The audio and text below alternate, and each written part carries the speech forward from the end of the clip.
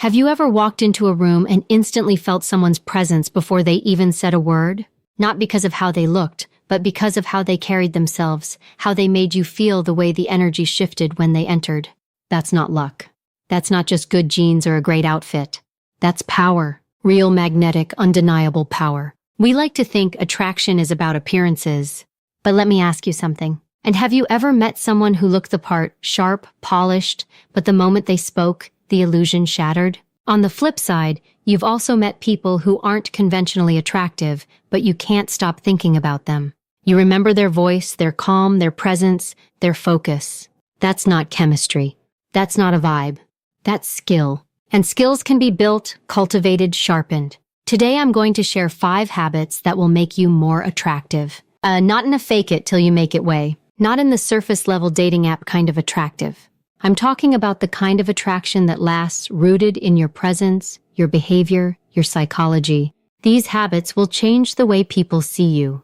But more importantly, they'll change the way you see yourself. So, if you're ready to stop chasing attention and start commanding it, well, keep listening, because everything you thought made someone attractive, it's only the beginning.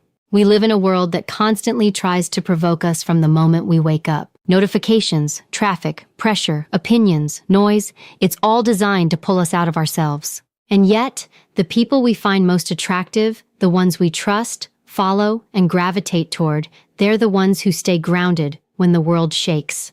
They are not reactive. They don't operate on impulse. They operate on choice.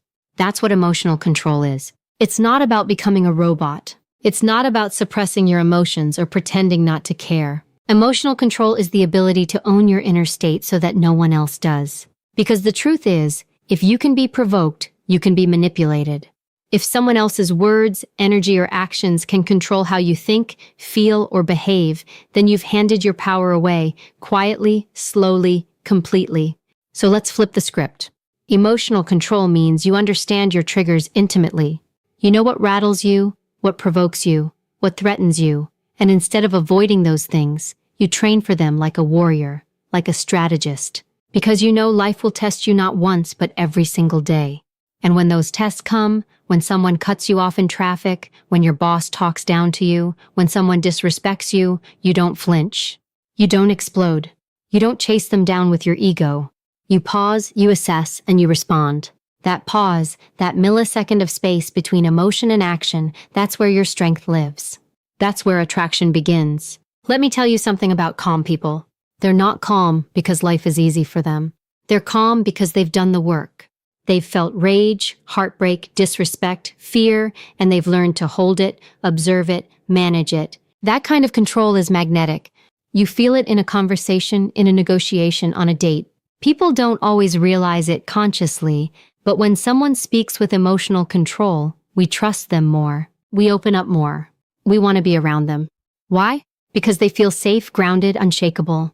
Think about how rare that is in today's world. How often do you see people snapping on social media, arguing in public, letting small frustrations turn into emotional explosions? That's the norm. So when someone shows up with grace under pressure, with calm in chaos, it's unforgettable. Now here's something most people don't realize. You don't just practice emotional control in high-stress situations. You build it when things are quiet. It starts with how you handle minor discomforts, like when your coffee order is wrong, when someone talks over you, when your opinion is challenged. Do you get defensive, passive-aggressive? Do you shrink or do you stay grounded? Observe your impulse and respond with intention. One of the best things you can do to train this is start paying attention to your breath. Your breathing is a remote control to your nervous system. Shallow, fast breathing keeps you in a reactive state. Slow, deep breathing tells your brain we're safe. You want to change how you respond to stress. Start with your breath every single day. 3 deep breaths before you respond to a text. A few deep inhales when you feel triggered in a conversation. It sounds simple, but simple is powerful. If you're consistent, another key practice. Learn to sit with your emotions without needing to act on them right away. You feel anger, good, feel it. Don't push it down, but don't feed it either. Ask yourself, where is this coming from? What story am I telling myself right now? Because often it's not the situation that causes the emotion, it's the meaning we attach to it. Emotional control gives you the power to rewrite that meaning. That's liberation. And yes, this takes work. You don't become emotionally resilient by accident. You have to train your inner world with the same commitment. You train your body or your career. You learn to observe your internal weather without being swept away by the storm. Let me be clear. You're still going to feel things.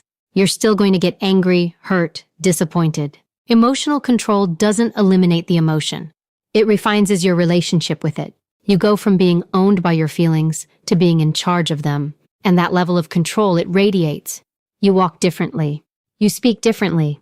You stop trying to prove yourself. You become someone others look to in moments of pressure. You become the eye of the storm, the calm center everyone gravitates toward. People find it attractive, not because it's loud or flashy, but because it's rare. It's the kind of presence that makes others feel like they're in the company of someone who's not just surviving this world, but mastering it. And when you live in a way that your presence speaks louder than your words, when your calm becomes your power, when people realize they can't pull you into chaos, that's when you become magnetic. That's when people lean in, listen more closely, and remember you long after the room has cleared. You don't have to chase attention when you master emotional control. Attention finds you. There's something deeply magnetic about someone who speaks and immediately captures a room. Not because they're loud, not because they dominate, but because every word feels intentional. There's weight behind what they say. You lean in, not because they're yelling, but because they don't need to. Intent and confidence in speech is not about having the perfect vocabulary. It's not about talking the most or always knowing what to say. It's about precision. It's about alignment. It's about the message behind the words, the energy behind the voice, and the conviction behind the delivery. We've all encountered people who talk a lot but say very little. They fill silence with noise. They chase approval with every word. They speak not to communicate but to be liked. And you can feel it. It's exhausting. On the flip side, think about the people you've truly respected. The ones whose words stayed with you days after they were spoken. Chances are they didn't talk just to fill space. They spoke when they had something to say. And when they did, it mattered. That's the power of intent. When you speak with intent, every sentence carries purpose. You're not trying to impress anyone. You're not looking for validation. You're communicating a message clearly, cleanly, and calmly. You don't rush to fill the silence because you understand something most people miss. Silence isn't weakness, it's strength. In fact, silence used strategically is one of the most powerful communication tools you have. Most people are afraid of it. They think silence makes them look uncertain, awkward, weak. But silence when held with presence creates gravity. It gives people space to absorb your words. It signals control, and it gives you time to choose your response instead of reacting emotionally. Think about the last time someone made you feel heard. Really heard. Not someone who nodded while looking at their phone. Someone who was fully there. Eye contact, stillness, no fidgeting, just presence. That's what confident communication looks like. It's not performative. It's focused. Confidence in speech isn't about volume. It's about conviction. People with true confidence don't need to convince others. They already believe in what they're saying. Their voice reflects that. It doesn't shake. It doesn't rush. It doesn't trail off looking for permission. It holds its ground. And that's something you can train. Start with your pace. Most people speak too quickly when they're nervous because they're subconsciously trying to get it over with before they're challenged or rejected. But confident communicators slow down. They let their words breathe. They're not afraid of being interrupted because they know they'll command the space again. They're not afraid of disagreement because they're not speaking from ego. They're speaking from clarity. You can also train your tone. Your tone tells people more about you than your words ever could. It reveals whether you're grounded or insecure, whether you're reacting or choosing. A voice that is calm and steady even in discomfort signals discipline. It tells others you're in control of yourself, which instantly makes you more attractive, more trustworthy, more compelling. And let's talk about body language for a moment. Because your posture is a silent amplifier of your voice. You can say all the right things, but if your shoulders are hunched, your eyes are darting, and your hands are fidgeting, the message gets lost. Your body should align with your words. Stand tall, shoulders back, chin level, eye contact steady but not aggressive. You don't need to puff yourself up or shrink yourself down. You just need to own your space. Confidence doesn't mean knowing everything. It means being okay with not knowing. It means saying I don't know without shame. It means asking questions from curiosity, not insecurity. People respect honesty. They feel safe around those who can be real without being defensive. And that brings us to one of the most overlooked aspects of confident communication: listening. The best communicators listen more than they speak. They pay attention. They read the room. They understand that communication is not about performance. It's about connection. When you listen well, you learn what people need. You understand how to respond not just with facts, but with empathy, clarity, and strength. So how do you begin to speak with more intent and confidence? Start small. Before you speak, pause. Ask yourself, why am I saying this? What's the purpose behind these words? That microsecond of mindfulness changes everything. It removes impulsiveness. It brings clarity. It eliminates filler. And over time, you'll notice you're saying less but meaning more. Practice presence. When you're in a conversation, be there, not thinking about your next point, not distracted, fully there. Because the people who are truly present, they leave an impact. They don't need to perform. They don't need to impress. Their presence is the impression. And finally, be willing to be misunderstood. You will not always be liked. You will not always be agreed with. And that's okay. Speaking with intent and confidence isn't about controlling how others receive you. It's about honoring how you present yourself truthfully, deliberately, unapologetically. When you speak from that place, people listen, not because you asked them to, but because you gave them a reason. And that right there is one of the most powerful forms of attraction there is. You can tell everything about a person before they even open their mouth. The way someone enters a room, how they carry their body, how they move, how they stand, how they sit, it tells you their entire story, their level of self-worth, their comfort in their own skin. Whether they're apologizing for existing or owning every inch of space they walk through. And here's the truth. Most people shrink themselves quietly, subtly. They hunch their shoulders to be smaller. They walk fast to avoid being noticed. They fold in their hands. They avoid eye contact. They stay close to walls, to corners, to exit. Not because they lack style, but because they haven't fully accepted their right to take up space. But the people we're drawn to, the ones we can't look away from, they walk like they belong, not because someone gave them permission, but because they decided deep within themselves, I know who I am. And when you know who you are, the world responds differently. You see, confidence doesn't start with words. It begins with how you show up physically, energetically, emotionally. It starts the moment your feet hit the ground. When you walk with intention, people feel it. When you move with certainty, people notice. You don't need to dress loud or walk in yelling. Quiet power is the most dangerous kind. So let's talk about posture, because this is where presence begins. Most people slouch not because their muscles are weak, but because their sense of self is weak. When your mind is anxious, your body follows. But posture isn't just physical. It's psychological. Standing tall, lifting your chest, squaring your shoulders. Those are physical actions. Yes, but they create mental shifts. When you carry yourself with openness and strength, your brain registers that as safety, power, certainty. Think about a predator in the wild. A lion doesn't sprint into the savannah looking around nervously. It moves slowly, deliberately. It takes its time. It knows no one will challenge it, and that's exactly why no one does. You're not a lion, but the principle still applies. Fast, frantic movement tells people you're anxious, self-conscious, unsure. Slow, grounded movement says you know exactly where you're going and you're not in a rush to prove it. Walking like you know who you are doesn't mean arrogance. It doesn't mean swagger. It means alignment. It means your inner world matches your outer presence. When you walk into a room, you're not asking for approval. You're bringing your presence into the space. That's a completely different energy. Start paying attention to how you move when no one's watching. Do you rush through hallways? Avoid making eye contact. Walk with your head down. These little habits condition your nervous system to stay small. But when you walk with your head level, eyes forward, back straight, shoulders down, you signal to your entire body, I'm safe. I'm clear. I belong here. And let's talk about eye contact. It's one of the most disarming, powerful tools you have. Most people avoid it because they're afraid of being seen or of seeing others too deeply. But eye contact, when used intentionally, communicates trust, strength, and emotional presence. You don't need to stare anyone down. Just be there. Look at people when they speak. Let them know you see them. People crave to be seen, but they're even more impacted when they feel you're not afraid to be seen either. Your physical stillness is another quiet signal of power. You ever notice how confident people don't fidget? They don't bounce their legs, tap their fingers, or shift their weight every 5 seconds. Their bodies are calm, controlled, grounded.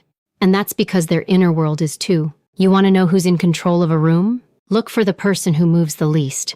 That's the person who isn't reacting, who doesn't need to prove, who's already decided. And yet walking like you know who you are isn't just about presence. It's also about direction. Where are you walking? Why? What drives you forward? When you have purpose, it shows in the way you move, in the way you enter spaces, in how you exit them. There's no hesitation, there's no apology, there's no overthinking. You're not chasing anything. You're not performing. You're simply living in alignment with your identity. And that's rare. Most people are walking question marks, constantly trying to figure out who they need to be accepted. But the most attractive people have already answered that question for themselves. They don't change their walk depending on who's watching. They don't need to become someone else to be liked. They've built themselves from the inside out, and you feel it in every step. That's what makes someone unforgettable. Not their beauty, not their clothes, but the way they carry themselves when no one's applauding. The way they move through the world like they're not auditioning, but already chosen. And you don't get that by faking it. You get it by doing the work. By healing what makes you shrink. By clarifying who you are and what you stand for. By practicing stillness. By owning your space.